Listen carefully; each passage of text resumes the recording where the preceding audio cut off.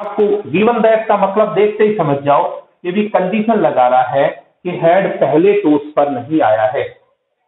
ठीक है, what is probability that coin has been tossed thrice, the coin has been tossed thrice. अब देखिए आप ऐसा देखिए,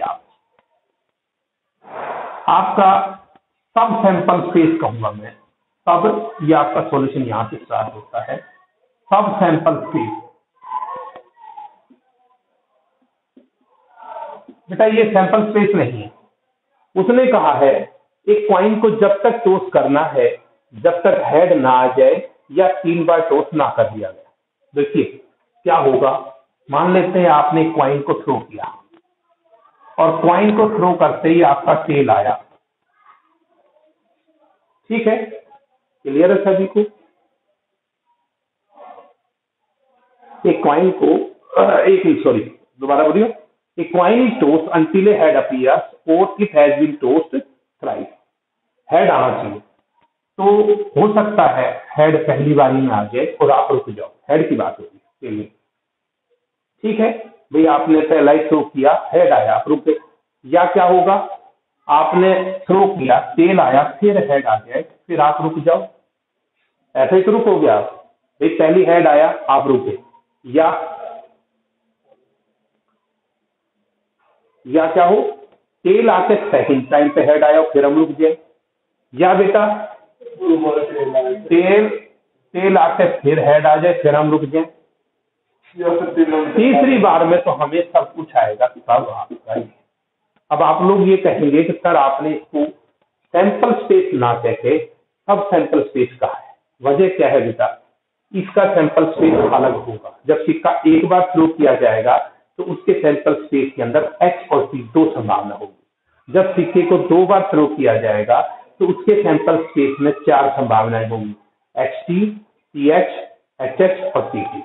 और जब सिक्के को 3 बार थ्रो किया जाएगा तो इन दोनों का सैंपल स्पेस संभावना क्या बनेगी, 8। सभी को समझ आ गई बेटा?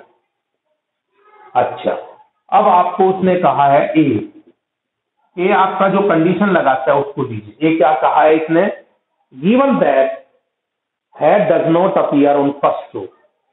ये क्या है कि head does not appear on first throw, head पहले थ्रो में नहीं आया है। Given that head does not appear on the first throw, head पहले थ्रो में नहीं आया है, हेड पहले थ्रो में नहीं आया है, हेड पहले थ्रो में नहीं आया है। ठीक है, अब दी बेटा, what is probability that coin has been tossed thrice. ठीक है, coin has been tossed thrice, के सिक्के को 3 बार थ्रो किया गया। बी क्या है, coin has been tossed thrice, coin को 3 बार थ्रो कर लिया गया है। हम तो मार्क्स लगा बेटा, होता नोटती है। आप ना सिंपल ऐसे रखो बेटा, दिक्कत तो हो रही है। मैं इसलिए कह रहा हूं कि यहाँ बैक वो हो सकता है वायरस। मैं भी क्यों लगा रहा हूं, बार बार तुमने देखा होगा कि हो सकता है बच्चे काफी आए हैं, कोई बच्चा मान लेते हैं आया है भाई, हाथ भी लग गया उसका और वो बैक्टीरिया आ गया ना, वो आप में किसी को संक्रमित ना करे।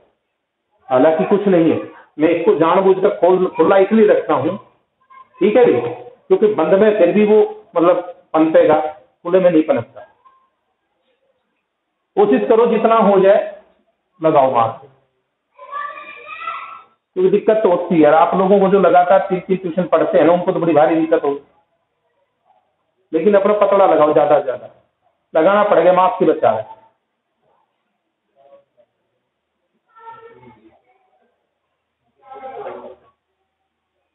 अच्छा अब सुनो भाई, पीए बताओ क्या होगा बेटा।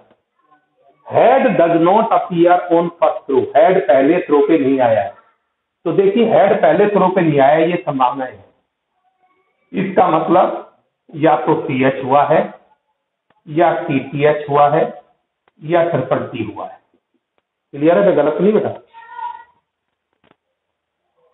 हेड पहले थ्रो पे नहीं आया, तो केवल ये पहला केस यही है कि हेड पहले थ्रो में आया है, हेड पहले थ्रो में आया है, यही पहला केस है। बाकी इन केस के अंदर तो हेड पहले थ्रो में नहीं आया ना। Given that head does not appear on the first toss, head पहले थ्रो में नहीं आया है, हेड पहले थ्रो में नहीं आया है। ठीक है भाई, तो आपका क्या बनेगा बेटा, टीटीएच और टीटीएच और ट्रिपल टी। तो देखिए इसकी प्रोबेबिलिटी अलग होगी, और मतलब समझते हो तुम,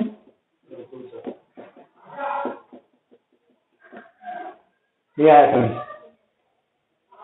ठीक है। अब देखो बेटा टीएच की प्रोबेबिलिटी क्या होगी, मुझको बता सकता है, 1/4, और टीटीएच की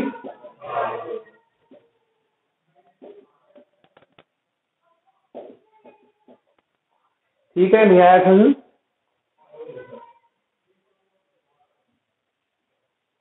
ए इंटू सेक्शन बी बेटा, ए इंटू सेक्शन बी बेटा, दोनों बातें हो रही हो, दोनों बातें मतलब head does not occur on the first toss और coin has been toss thrice, ये दोनों ए इंटरसेक्शन बी में दोनों होंगे,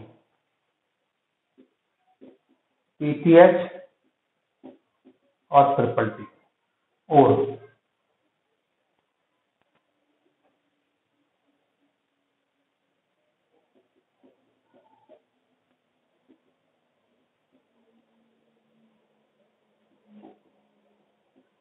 मैं जब यहां से जाता हूं ना इस क्लास को खत्म करके, तो मैं सोचा सजा खत्म होगी, सर में दर्द रहता है, क्योंकि एक तो ये बंद हो गया भाई, आगे भी पर्दा हो गया, ये भी क्या बना बेटा, पीटीटीएच, पीटीटीएच कितना हो गया, 1/8, 1/8, 1/4। अब आपसे पूछा क्या है बेटा, अब आपसे पूछा है कि बी कंडीशनली, ये पूछा है आपसे, पूछा है it is given that, it is given that नीचे जाएगा, व्हाट इज प्रोबेबिलिटी ऊपर जाएगा। ठीक है, एक ऐसा एग्जांपल भी है भाई कंफ्यूज था, तो वो भी कर लेना।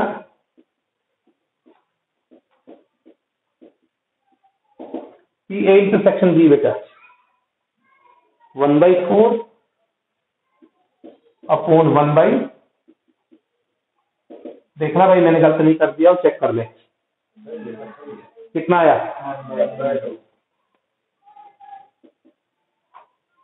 रोहित आया समझ भाई, ये कुछ बुक में नहीं है क्वेश्चन, और कोई प्रॉब्लम किसी बच्चे की रह रही हो,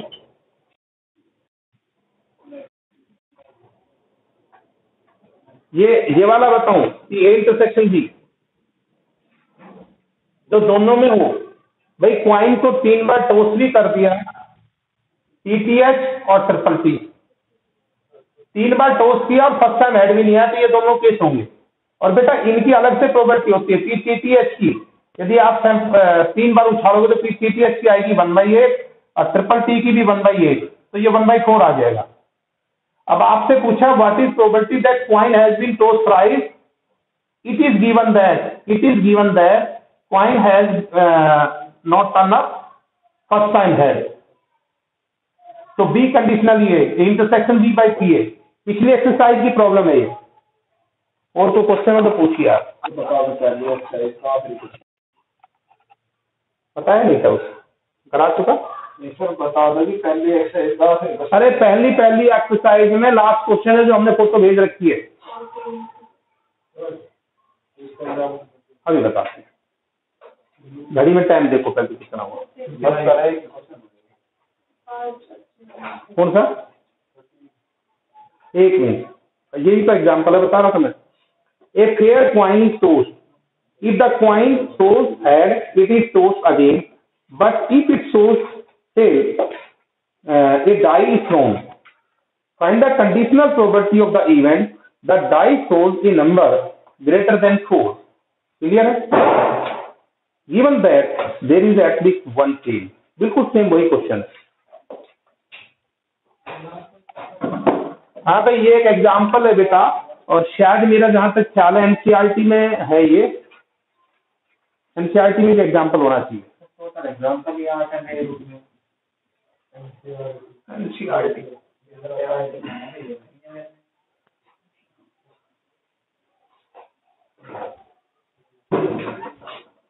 देखो, एक फेयर कॉइन टॉस, भाई रुक जाओ, एक सिक्के को टॉस किया, अगर हेड आया तो ठीक है, दोबारा सिक्के को फेंका, अगर टेल आया तो डाई फेंकी। पहले आप बताइए, सैंपल स्पेस बनाते हैं, बाद में देखते हैं, देखिए क्या होता है।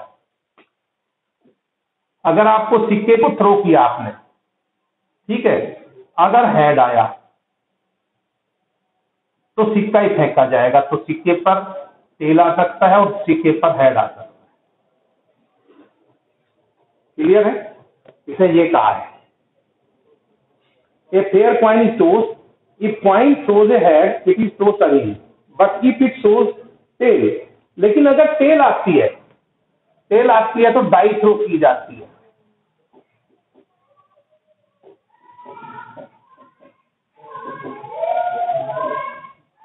ठीक है, अभी क्लियर है सभी को? यही संभावना हमारी बनती है। आगे देखिए,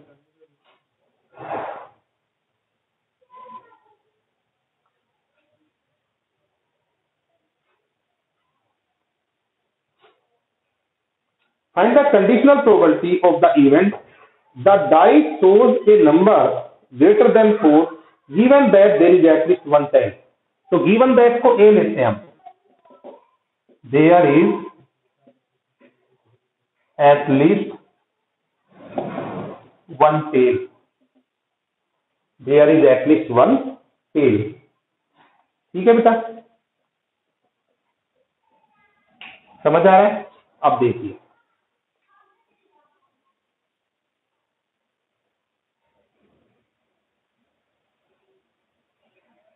find the conditional probability that even die shows a number greater than 4। कि डाई पर 4 से नंबर, प्रोबेबिलिटी निकालनी है कि die shows a number greater than 4। एक बार गौर से देख लो बेटा आप लोग, तो कई बार क्या है कि ऐसे क्वेश्चन में ना आपको प्रोबेबिलिटी निकालने में दिक्कत आती है।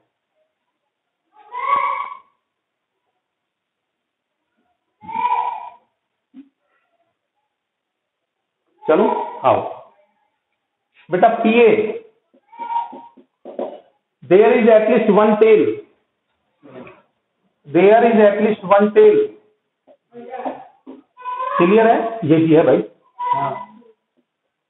There is at least one tail, तो ये आपका आ जाएगा PHT और P1 और P2 और P3 और P4 और P5 और P6। देखिए बेटा क्या बनेगा, बताइए मुझे। PHT बेटा, अब इनकी एडिशन ला लगा दो।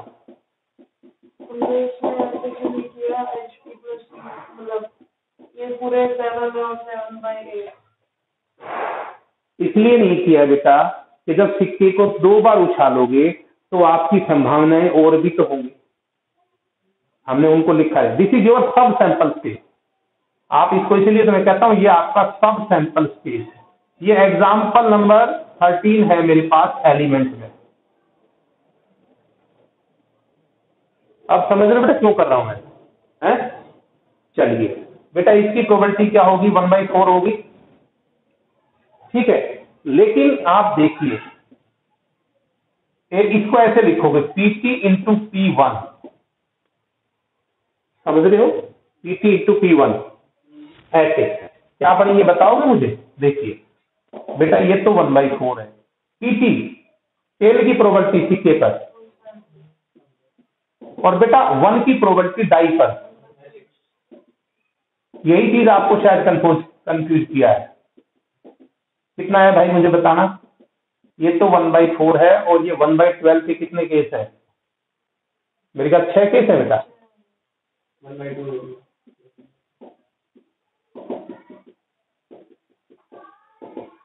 देखना भी कितना बनेगा। आया बेटा, नहीं आया? फिर दोबारा बताना। ए क्या है आपके पास? There is at least one tail, कम से कम एक टेल है। There is at least one tail, ठीक है, कम से कम एक टेल है। तो कम से कम एक टेल वाला ये केस है, ये है, ये है, ये है, ये है, ये। मैंने और लिखा है, और मतलब एडिटिव। तो HT बेटा, जब आप सिक्के को 2 बार थ्रो करते हो तो 4 संभावना है, तो HT की 1/4, ठीक है सर। और इसमें PT1 का कैसे निकाला मैंने? ये मल्टीप्लिकेटिव ला। PT वैसे भी अगर एक डाई को और एक सिक्के को छाड़ोगे तो भी यही आएगा, क्योंकि सारा सोचना पड़ेगा ना मेरे को। तो PT into P1, PT tail की प्रोबेबिलिटी 1/2 सिक्के पर, एक सिक्के पर, PT है ना खाली एक सिक्के पर, और P1 डाई पे 1/6, 1 की प्रोबेबिलिटी। ये सारे ही आपके 1/12, 1/12 और 1/12 ऐसे आएगा। 1 2 1/12 कितने हो गए देखना, 1 2 3 4 5 6 हो गया, ठीक है। अब आपको PA इंटरसेक्शन B बेटा, दोनों बात हो रही हो, दोनों बात हो रही,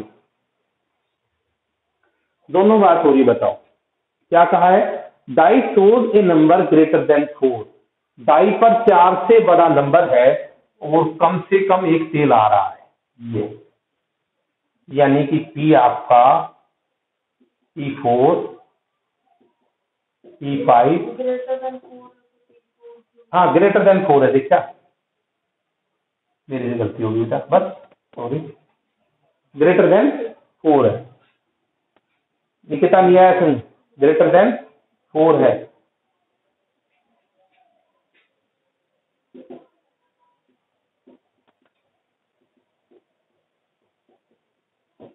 ठीक है। आया समझ नहीं आया? ये कितना है बेटा?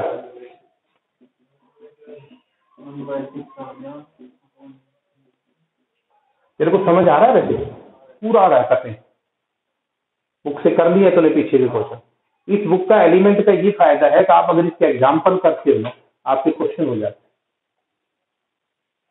हैं। इस बुक को हमने ना इसलिए पढ़ाना शुरू किया था कि बाकी RD शर्मा वगैरह में क्या है कि एग्जाम्पल पूछे, क्वेश्चन पूछे, इसमें आप एग्जाम्पल कर लो, क्वेश्चन आपके सारे हो जाते हैं और पैटर्न इजी है इसका।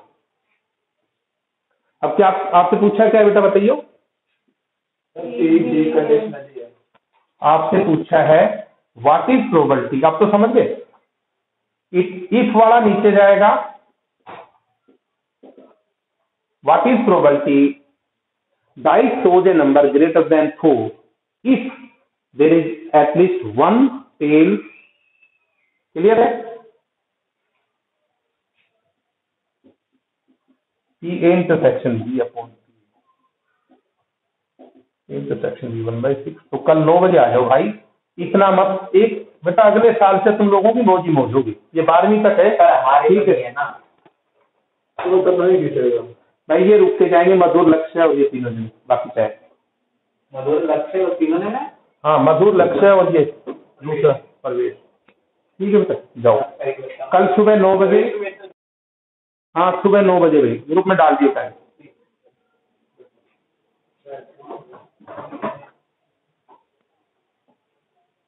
और बेटा कपड़े का मास्क बनवा ले, तो तेरा तो वैसे भी जो है ना फूल पत्ती लगा, नहीं सिंपल वैसे बनाओ।